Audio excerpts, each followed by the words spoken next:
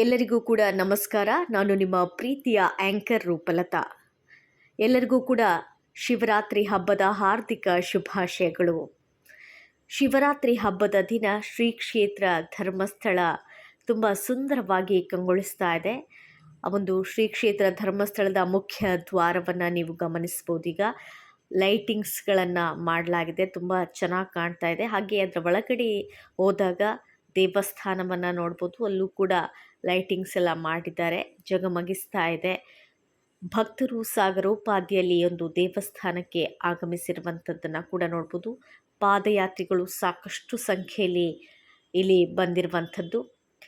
ಹಾಗೆ ಶಿವರಾತ್ರಿಯ ದಿನ ರಾತ್ರಿಯಿಂದ ಬೆಳಗ್ಗಿನವರೆಗೆ ಜಾಗರಣೆಯನ್ನು ಮಾಡಲಾಗುತ್ತೆ. ಈ ಜಾಗರಣೆಯ ಹೊತ್ತಿನಲ್ಲಿ ದೇವರಿಗೆ ಒಂದು ದೀಪವನ್ನು ಇಟ್ಟು ಅಂತ ಹೇಳಿದರೆ ಅಲ್ಲಿ ಪ್ರವಚನ ಮಂಟಪದಲ್ಲಿ ದೀಪವನ್ನು ಇಡಲಾಗತ್ತೆ. ಆ ದೀಪಕ್ಕೆ ಸಾಕಷ್ಟು ಜನ ಎಣ್ಣೆಯನ್ನು ಕೂಡ ಹಾಕ್ತಾರೆ. ಅದರ ಜೊತೆ ಸುತ್ತಲೂ ದೇವರ ಸ್ಮರಣೆಯನ್ನು ಮಾಡಲಾಗತ್ತೆ.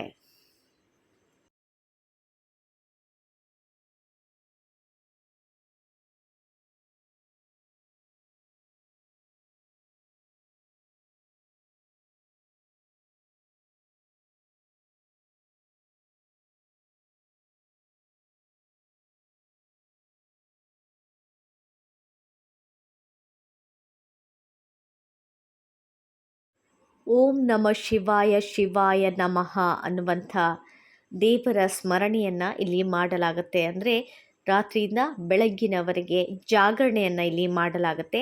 ದೇವರಿಗೆ ದೀಪವನ್ನು ಇಲ್ಲಿ ಇಟ್ಟಿರ್ತಾರೆ ಪ್ರವಚನ ಮಂಟಪದಲ್ಲಿ, ಅದಕ್ಕೆ ಎಣ್ಣೆಯನ್ನು ಹಾಕ್ತಾ ಇರ್ತಾರೆ. ಯಾರಾದರೂ ಎಣ್ಣೆಯನ್ನು ಕೊಡೋದಿದ್ರೆ ಕೂಡ ಈ ಒಂದು ದೀಪಕ್ಕೆ ಹಾಕೋದಕ್ಕೆ ಎಣ್ಣೆಯನ್ನು ಕೊಡ್ಬೋದು. ಅದರ ಸುತ್ತಲೂ ಭಕ್ತಾದಿಗಳು ಈ ಒಂದು ಸ್ಮರಣೆಯನ್ನು ಮಾಡ್ತಾ ಇರುವಂಥದ್ದು.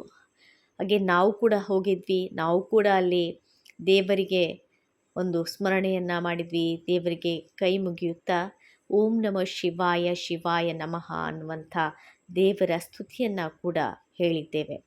ಹಾಗೆ ಇಲ್ಲಿ ಸಾಗರೋಪಾದಿಯಲ್ಲಿ ಭಕ್ತರು ಕೂಡ ಆಗಮಿಸಿದ್ದಾರೆ.